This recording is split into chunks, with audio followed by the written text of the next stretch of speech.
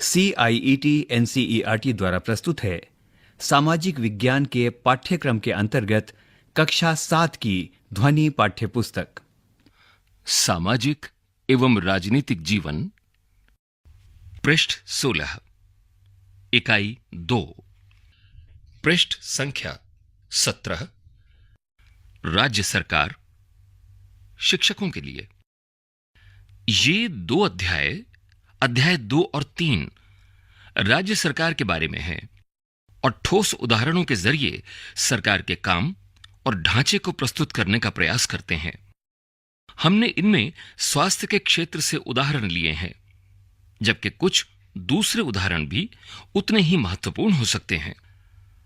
अध्याय 2 लोगों के लिए बहुत महत्व रखने वाले एक मुद्दे के रूप में स्वास्थ्य की चर्चा करता है। स्वास्थ्य सेवाओं के सार्वजनिक और निजी दोनों पहलू हैं। भारत में स्वास्थ्य सुविधाएं सबको प्राप्त नहीं है। हालांकि हमारा संविधान यह मानता है कि स्वास्थ्य का अधिकार हमारे मौलिक अधिकारों का भाग है, फिर भी वो समान रूप से सबके लिए उपलब्ध नहीं है। यहां दिए गए विवरणों की मदद से विद्यार्थी ये देख पाएंगे कि सरकार से अपेक्षा की जाने वाली भूमिका और आदर्श क्या होने चाहिए और उसके ढांचे के पीछे किस प्रकार के तर्क व आधार निहित हैं। वर्तमान स्थितियों को बदलने के कुछ तरीकों की भी चर्चा अध्याय में की गई है। सरकार की कार्यप्रणाली और प्रतिनिधित्व, उत्तरदायित्व व सार्वजनिक हित जैसी अवधारणाओं की बातचीत अध्याय 3 में की गई है। यद्यपि विधायिका और कार्यकारिणी दोनों के बारे में चर्चा की गई है, हमें यह अपेक्षा नहीं रखनी चाहिए कि विद्यार्थी इनके बीच के कई बारीक अंतरों को पूरी तरह पकड़ पाएंगे।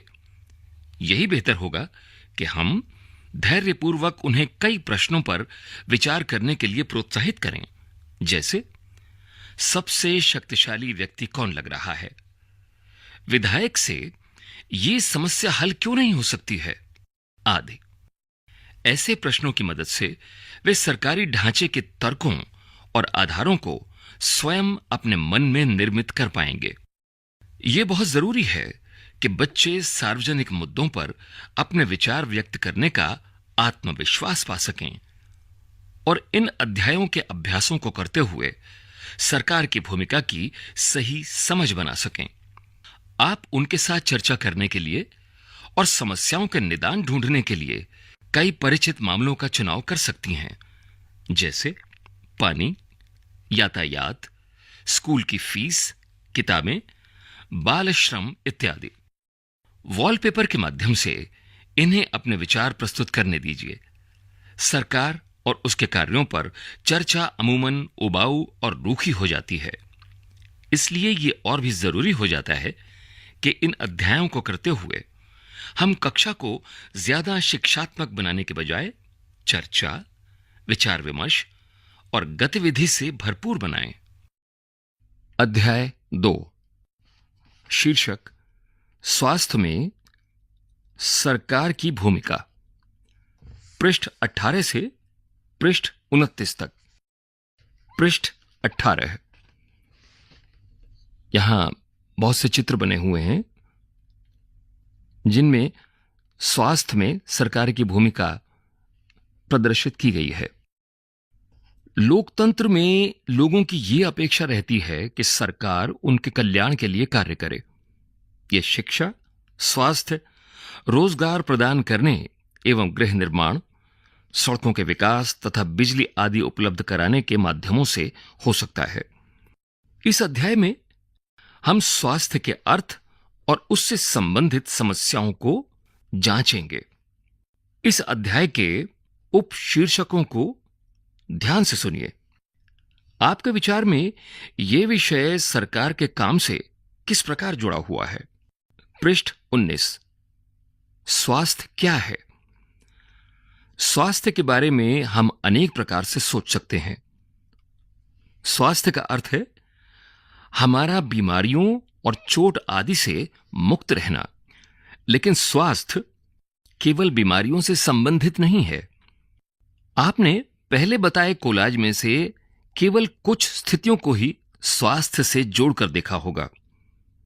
प्राय हम ध्यान नहीं देते हैं कि पहले बताई गई हर स्थिति का संबंध स्वास्थ्य से है। बीमारी के अलावा हमारे लिए उन कारणों पर भी विचार करना आवश्यक है जो हमारे स्वास्थ्य पर प्रभाव डालते हैं। उदाहरण के लिए, यदि लोगों को पीने के लिए स्वच्छ पानी और प्रदूषण मुक्त वातावरण मिले तो वे सामान्यतया स्वस्थ रहेंगे। दूसरी ओर, यदि लोगों को भरपेट भोजन न मिले अथवा उन्हें घुटन भरी अवस्था में रहना पड़े तो उनके बीमार पड़ने की संभावना अधिक है। हम सब चाहते हैं कि हम जो भी कार्य करें चुस्ती से और ऊंचे मनोबल के साथ करें। सुस्त और अकर्मण्य रहना, चिंताग्रस्त होना और लंबे समय तक डरे सहमे रहना स्वस्थ जीवन के लक्षण नहीं है। हम सबको तनाव मुक्त और प्रसन्न रहना चाहिए। हमारे जीवन के ये सभी पहलू स्वास्थ्य के हिस्से हैं।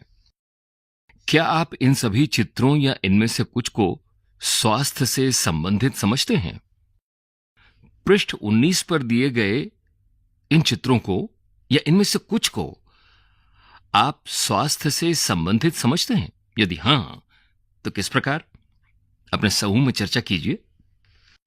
और यहां दिए गए चित्रों में 2 स्थितियां छांटिए जो बीमारी से संबंधित नहीं है। वे कैसे स्वास्थ्य से संबंधित हो सकती हैं, इस पर 2 वाक्य लिखिए। पृष्ठ 20, शीर्षक भारत में स्वास्थ्य सेवाएं। आइए भारत में स्वास्थ्य सेवाओं के कुछ पहलुओं का परीक्षण करें।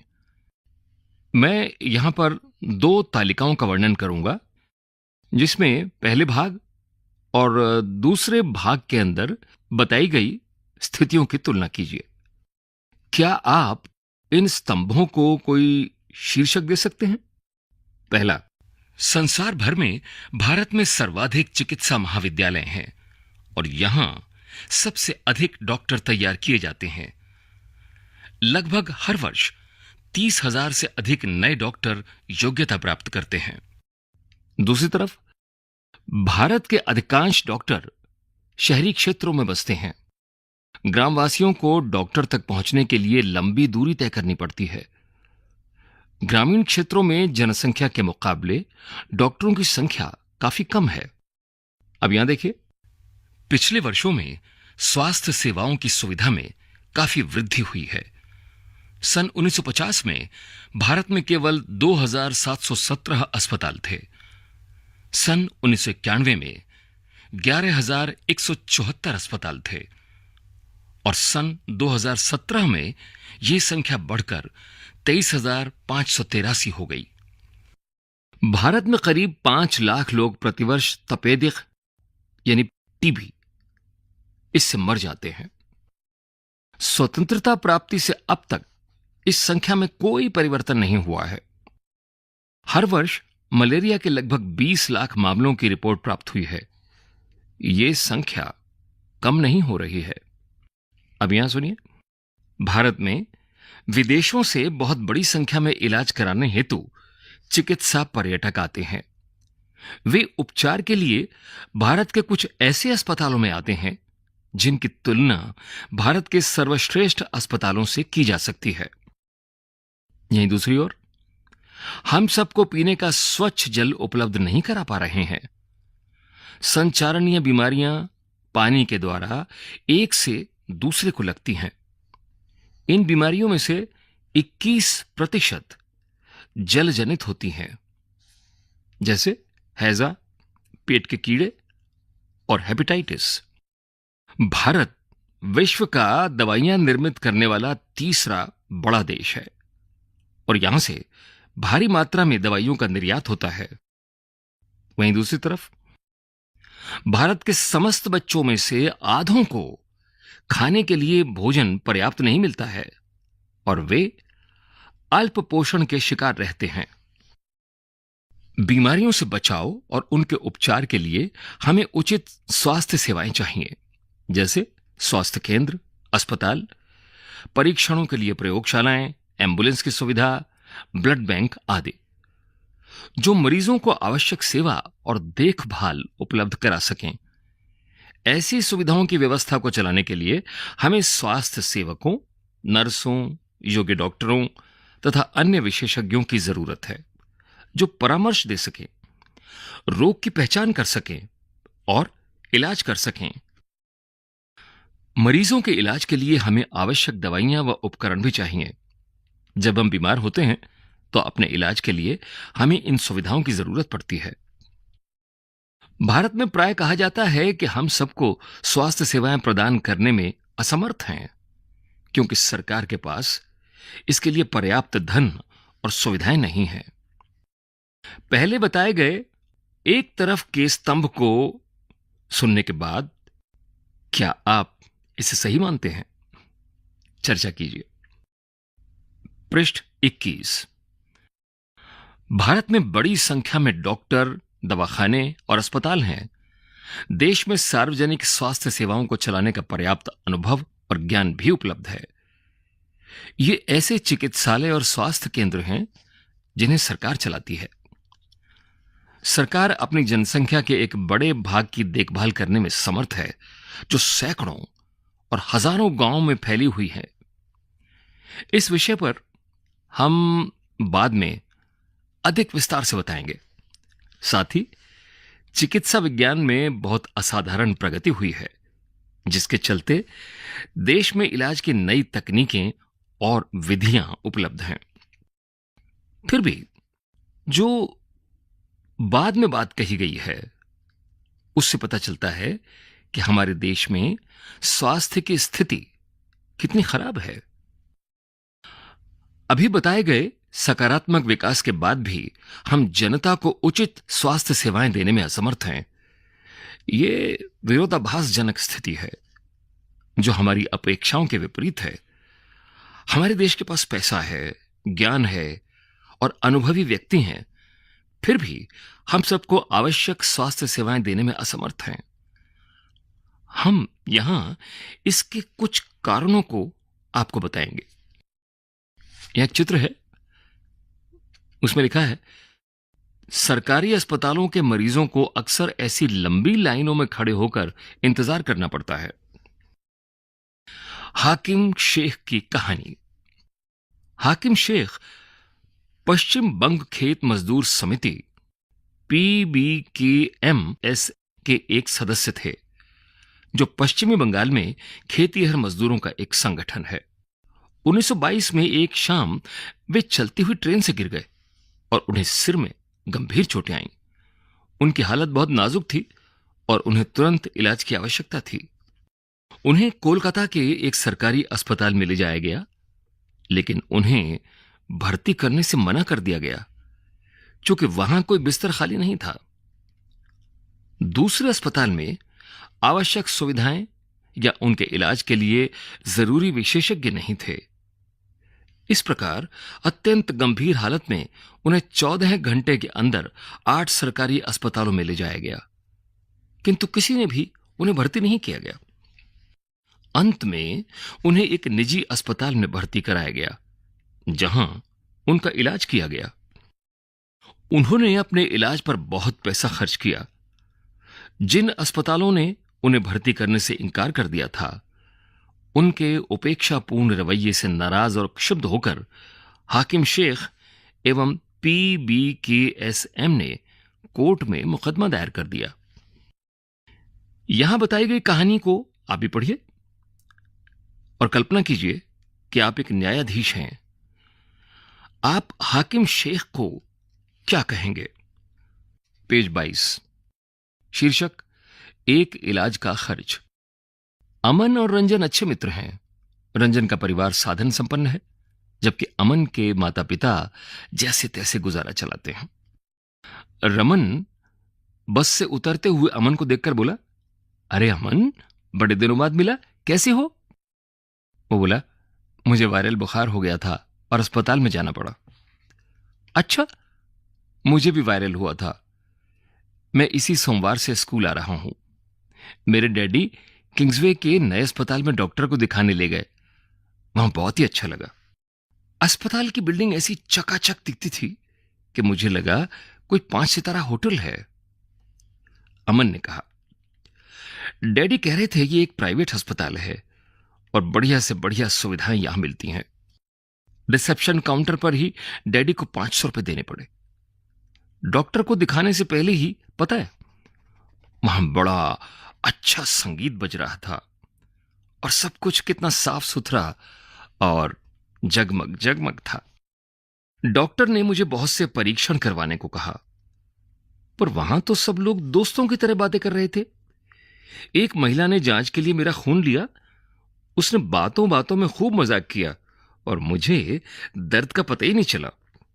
डॉक्टर बोली, क्या तुमने रियलिटी टीवी पर बैटमैन वाला चुटकुला सुना है? जब सारे परीक्षणों के नतीजे आ गए तो हम वापस डॉक्टर के पास गए। उन्होंने नतीजों को देखा और कहा, सब कुछ ठीक ठाक है, मुझे सिर्फ वायरल हुआ है। उन्होंने कुछ दवाइयां लिख दी और आराम करने को कहा। डॉक्टर बोला, हाँ तो छोटे जनाब, ये गुलाबी गोली दिन में 3 दफा लेनी है। ये सफेद वाली सोने से पहले, और ये शरीर के दर्द के लिए है, और ये एक सिरप है, घबराओ नहीं, बढ़िया स्वाद है इसका। मन बोला, धन्यवाद डॉक्टर, मुझे तो अभी से ठीक लगने लगा है। पृष्ठ संख्या 23। तुम्हें ये सारी बातें बताने के लिए मैं कब से इंतजार कर रहा हूं। अच्छा, अपने तो कहो, तुम किस अस्पताल में गए? वो तुम्हारे वाले अस्पताल जितना अच्छा तो नहीं था।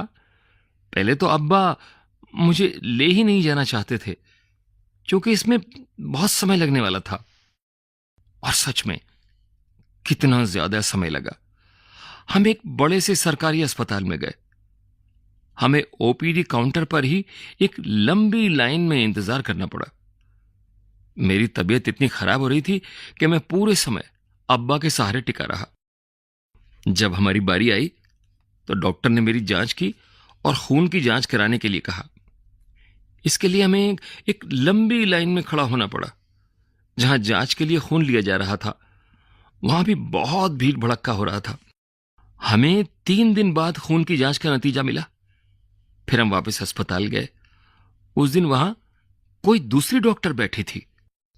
डॉक्टर बोली, मुझे इसका ओपीडी कार्ड दिखाओ और खून की रिपोर्ट, जल्दी करो। देखने के बाद बोली, इसे वायरल हुआ लगता है, कोई फिक्र की बात नहीं है, बुखार उतारने की ये गोली इसे दे देना, बस, और कुछ नहीं। मेरा अस्पताल था तो बहुत बढ़िया, पर उन्होंने मुझे ज्यादा दवाइयां दे दी और मेरे इलाज में ज्यादा खर्च हो गए। दूसरा बच्चा सोचने लगा, अच्छा, मेरे इलाज में तो ज्यादा खर्च नहीं हुए। पृष्ठ 24। शीर्षक, सार्वजनिक और निजी स्वास्थ्य सेवाएं। इस कहानी से आप समझ गए होंगे कि हम स्वास्थ्य सेवाओं को 2 मोटे वर्गों में बांट सकते हैं। अ, सार्वजनिक स्वास्थ्य सेवाएं, ब, निजी स्वास्थ्य सेवाएं। सार्वजनिक स्वास्थ्य सेवाएं। सार्वजनिक स्वास्थ्य सेवा स्वास्थ्य केंद्रों व अस्पतालों की एक श्रृंखला है जो सरकार द्वारा चलाई जाती है। ये केंद्र व अस्पताल आपस में जुड़े हुए हैं, जिससे ये शहरी व ग्रामीण दोनों क्षेत्रों को सुविधाएं प्रदान करते हैं और सभी बीमारियों, साधारण से लेकर विशेष देखभाल की जरूरत वाली बीमारियां, इनका इलाज प्रदान करते हैं। ग्राम के स्तर पर एक स्वास्थ्य केंद्र होता है, जहां प्रायः एक नर्स और एक ग्राम स्वास्थ्य सेवक रहता है। इन्हें सामान्य बीमारियों के इलाज के लिए प्रशिक्षण दिया जाता है और वे प्राथमिक स्वास्थ्य केंद्र के डॉक्टरों की देखरेख में कार्य करते हैं। ग्रामीण क्षेत्र में ऐसा केंद्र कई गांवों की जरूरतों को पूरा करता है। जिला स्तर पर जिला अस्पताल होता है, जो इन सभी स्वास्थ्य केंद्रों की देखरेख करता है। बड़े शहरों में कई सरकारी अस्पताल होते हैं। जैसे एक वो था जिसमें अमन को ले जाया गया था, और ऐसे में विशिष्ट सरकारी अस्पताल हैं जिनका जिक्र हाकिम शेख की कहानी में हुआ था। इस स्वास्थ्य सेवा को कई कारणों से सार्वजनिक कहा जाता है। सरकार ने सभी नागरिकों को स्वास्थ्य सेवाएं प्रदान करने की वचनबद्धता को पूरा करने के लिए ये अस्पताल तथा स्वास्थ्य केंद्र स्थापित किए हैं। इन सेवाओं को चलाने के लिए धन उस पैसे से आता है जो लोग सरकार को टैक्स के रूप में देते हैं, इसलिए ये सुविधाएं सबके लिए हैं। सार्वजनिक स्वास्थ्य व्यवस्था का एक महत्वपूर्ण पहलू यह है कि इसका उद्देश्य अच्छी स्वास्थ्य सेवाएं निःशुल्क या बहुत कम कीमत पर देना है, जिससे गरीब लोग भी इलाज करा सके। स्वास्थ्य सेवाओं का अन्य महत्वपूर्ण कार्य है बीमारियों जैसे टीबी, मलेरिया, पीलिया, दस्त लगना, हैजा, चिकनगुनिया आदि को फैलने से रोकना। इसकी व्यवस्था सरकार को लोगों के सहयोग से करनी होती है, अन्यथा यह असफल हो जाएगी। जब आप बीमार होते हैं तो कहां जाते हैं? क्या आपको किन्हीं कठिनाइयों का सामना करना पड़ता है? अपने अनुभवों के आधार पर एक अनुच्छेद लिखिए। सरकारी अस्पताल में अमन को किन कठिनाइयों का सामना करना पड़ा? आपके विचार से अस्पताल कैसे बेहतर ढंग से काम कर सकता है? चर्चा कीजिए। रंजन को इतना अधिक पैसा क्यों खर्च करना पड़ा? कारण बताइए। निजी चिकित्सालयों में हमें किन समस्याओं का सामना करना पड़ता है? चर्चा कीजिए। हमें सरकार को कर क्यों देना चाहिए? सरकार कर से प्राप्त धन का उपयोग विभिन्न प्रकार की सार्वजनिक सेवाओं को मुहैया करवाने में खर्च करती है, जिससे सभी नागरिकों को फायदा होता है। प्रतिरक्षा, पुलिस, न्यायिक व्यवस्था, राजमार्ग इत्यादि कुछ सेवाओं से सभी नागरिकों को लाभ होता है, अन्यथा इन सेवाओं की व्यवस्था स्वयं नागरिक नहीं कर सकते। करों से ही कुछ विकासात्मक कार्यक्रम एवं सेवाएं उपलब्ध होती हैं, जैसे शिक्षा, स्वास्थ्य, रोजगार, सामाजिक कल्याण, व्यावसायिक प्रशिक्षण इत्यादि, जिससे जरूरतमंद नागरिकों को लाभ मिलते हैं। करों से प्राप्त धन का उपयोग कुछ प्राकृतिक आपदाओं जैसे बाढ़, भूकंप, सुनामी आदि मामलों में राहत एवं पुनर्वास के लिए भी किया जाता है। अंतरिक्ष, परमाणु एवं प्रक्षेपास्त्रों से संबंधित कार्यक्रमों को भी करों के द्वारा प्राप्त राजस्व से ही चलाया जाता है। सरकार खासतौर से गरीबों को कुछ सेवाएं प्रदान करती है जो वे बाजार से नहीं खरीद पाते। इसका एक उदाहरण स्वास्थ्य संबंधी सेवा है। क्या आप ऐसे अन्य उदाहरण दे सकते हैं? पृष्ठ 25। उदाहरण के लिए, मच्छरों को पैदा होने से रोकने के लिए अभियान को सफल बनाने के लिए यह सुनिश्चित करना पड़ेगा कि क्षेत्र के सभी लोग अपने कूलरों व घर की छतों आदि पर पानी एकत्र न होने दें। हाकिम शेख के प्रकरण को आप पुनः याद करिए। क्या आप जानना चाहेंगे कि उनके मामले में कोर्ट ने क्या निर्णय दिया? हमारे संविधान के अनुसार लोगों के हित को सुनिश्चित करना और उनको स्वास्थ्य सेवाएं प्रदान करना सरकार का प्राथमिक कर्तव्य है। सरकार को हर व्यक्ति के जीवन के अधिकार की रक्षा करनी है।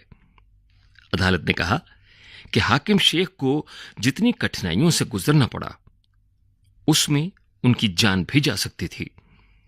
यदि कोई अस्पताल समय पर व्यक्ति को इलाज नहीं प्रदान कर पाता है, तो इसका तात्पर्य है उसे जीवन की सुरक्षा नहीं दी जा रही है। अदालत ने यह भी कहा कि सरकार का कर्तव्य है कि वो मरीजों को आवश्यक स्वास्थ्य सेवाएं दे, जिसमें आकस्मिक इलाज की सुविधा भी सम्मिलित हो।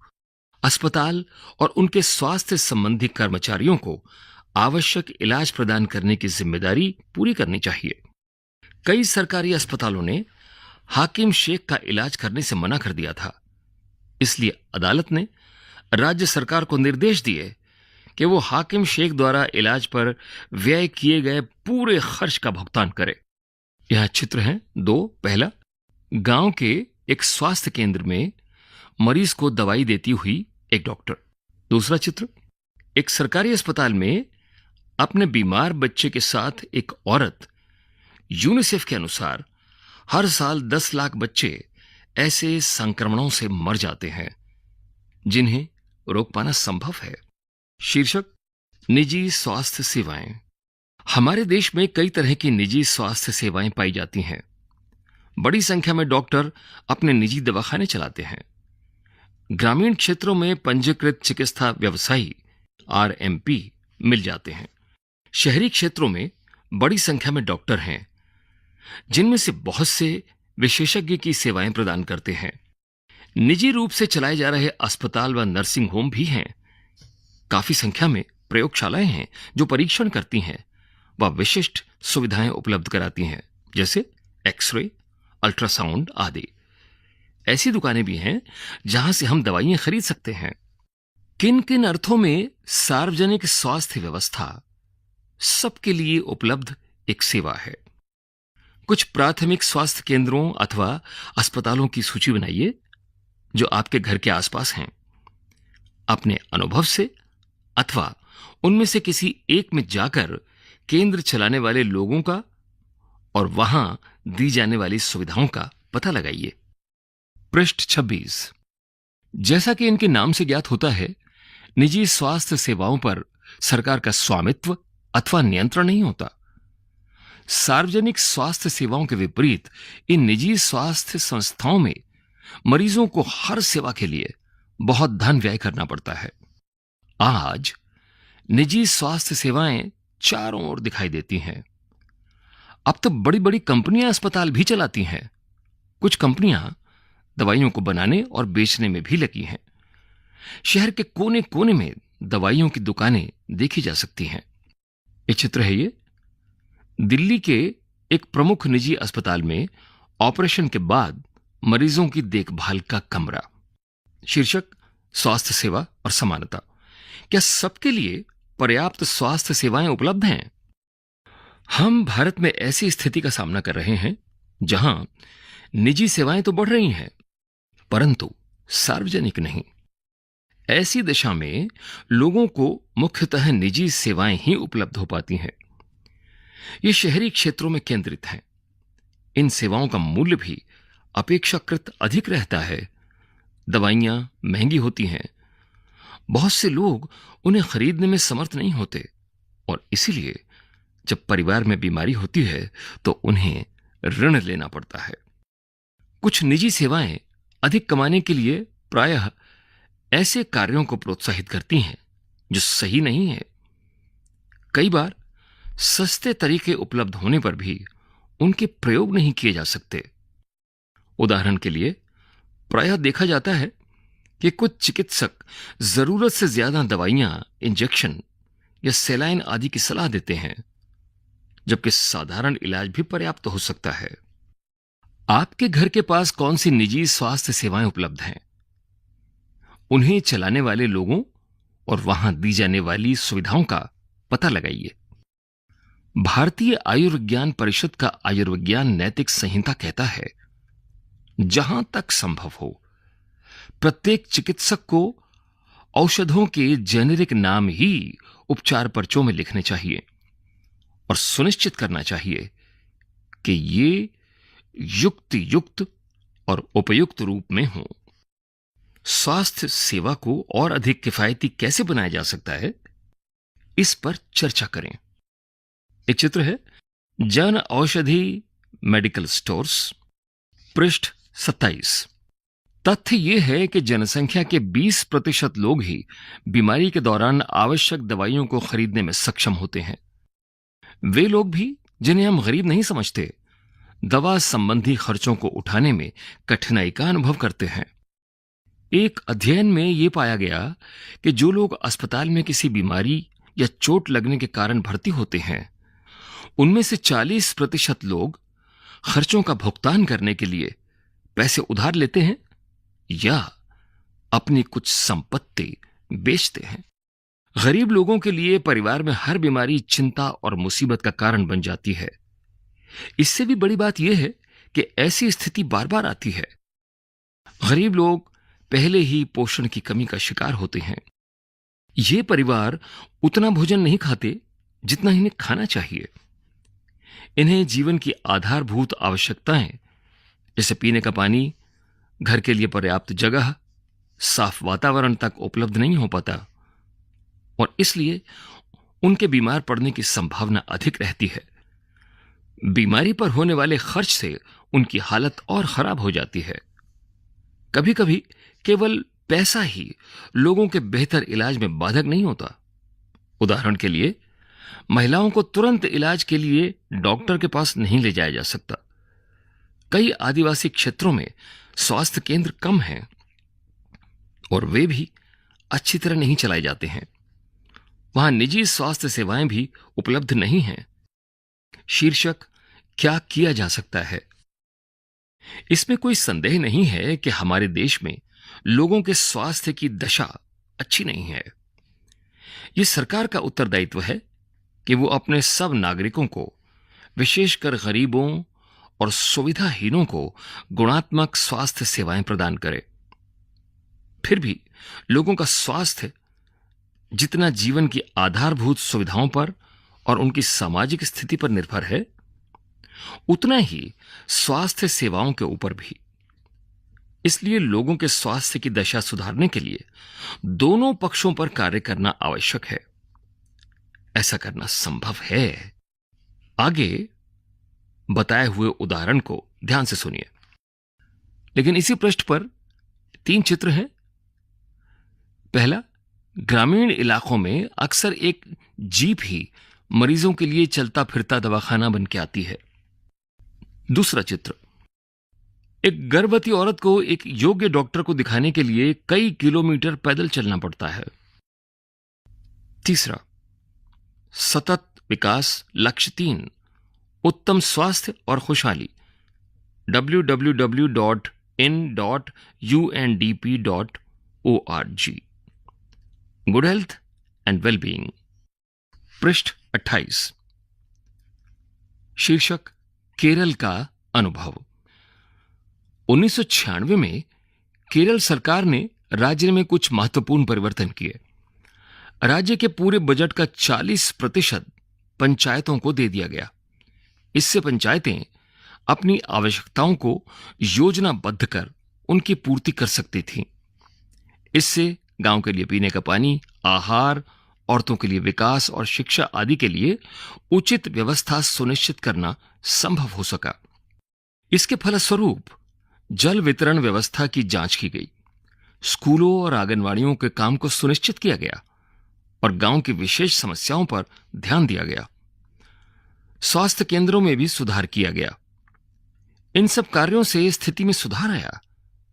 इतने प्रयत्नों के बाद भी कुछ समस्याएं तो बनी रही, जैसे दवाइयों की कमी, अस्पतालों में अपर्याप्त बिस्तर, पर्याप्त डॉक्टरों का न होना आदि।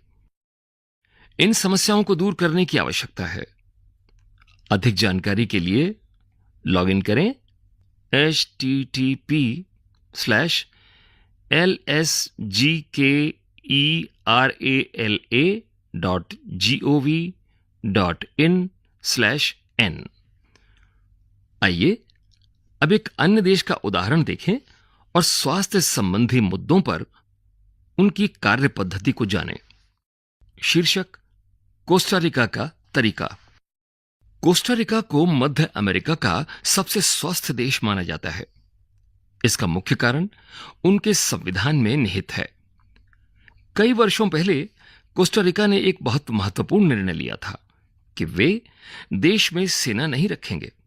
इससे उन्हें सेना पर व्यय किए जाने वाले धन को लोगों की शिक्षा, स्वास्थ्य और अन्य आधारभूत जरूरतों पर खर्च करने में मदद मिली।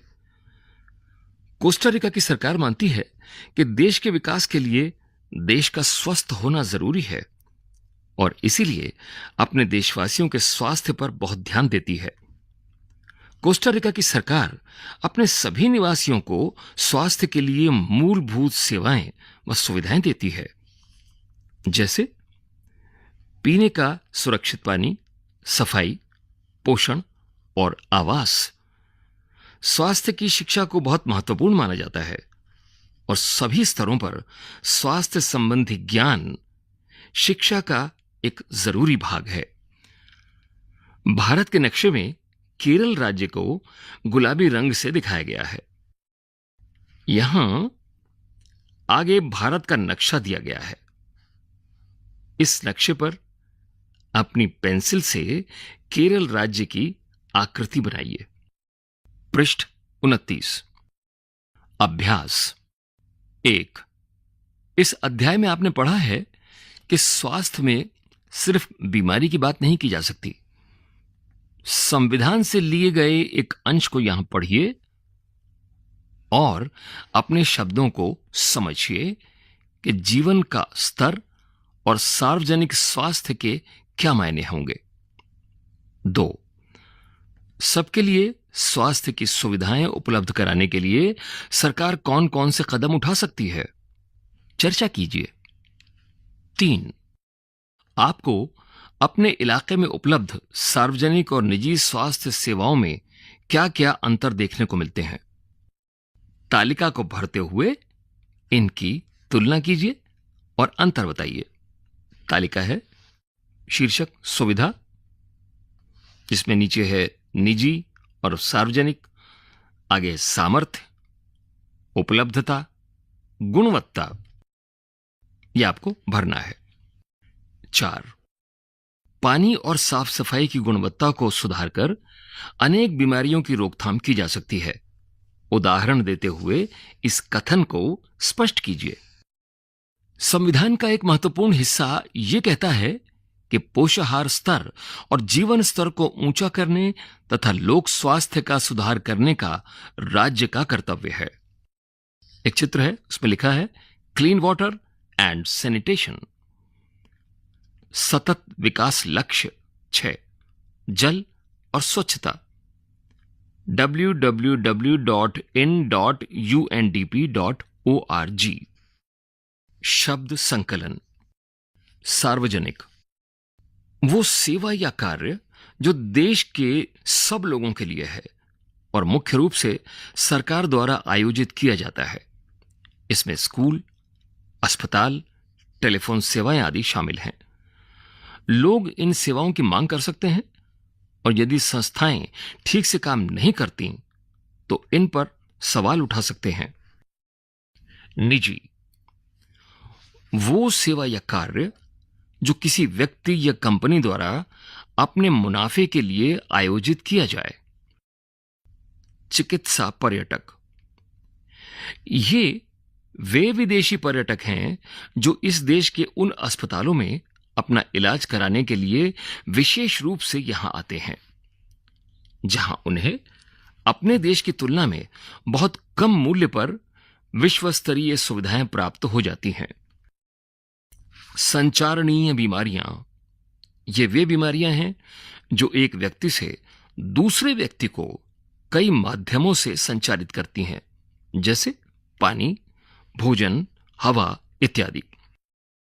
ओपीडी, ये आउट पेशेंट डिपार्टमेंट या बाह्य रोगी विभाग का संक्षिप्त रूप है।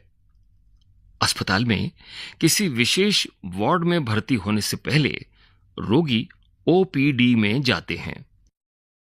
नैतिक आचार, किसी व्यक्ति के व्यवहार को प्रभावित करने वाले नैतिक सिद्धांत। जेनेरिक नाम, दवाओं के रासायनिक नाम, वे दवाओं में प्रयुक्त सामग्री को पहचान करने में मदद करते हैं। वे विश्व स्तर पर मान्यता प्राप्त हैं। उदाहरण के लिए एसिटाइल सॉलिसैलिक एसिड एस्प्रिन का जेनेरिक नाम है। इसी के साथ 9 अध्यायों की इस पुस्तक का अध्याय 2 यहां समाप्त हुआ।